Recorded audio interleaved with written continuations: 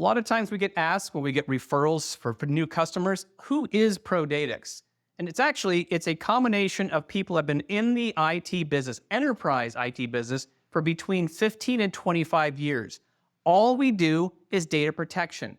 We put together complete plans, we work those plans, and we stand ready at any time to help you restore your data. As data protection becomes more and more complicated, as it becomes easier and easier, quite honestly, for people to fall for phishing attacks and let hackers right in your front door, you need a partner who has everything watched, who's scanning your data every day with antivirus software, who is spinning up all your virtual machines or even your desktops, your laptops, or your Microsoft 365 data and testing it and providing you with reports. Prodatix is that holistic, everything under the umbrella plan from beginning, middle, and end. Data protection, data security, and a partner to help you with tabletop exercises, training, and working with your IT team.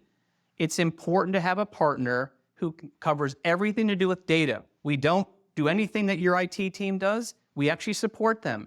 But Prodatix is solely focused on one thing, making sure that you are ready when your business gets hit by ransomware, malware, or natural disaster.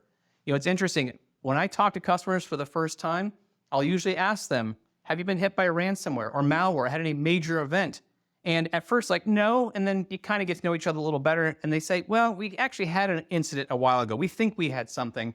With sleeper ransomware now invading everybody's backups and everyone's files, it is scary. We see it every day. Partnering with Prodatix ensures that your data and your reputation is ready for when something bad happens.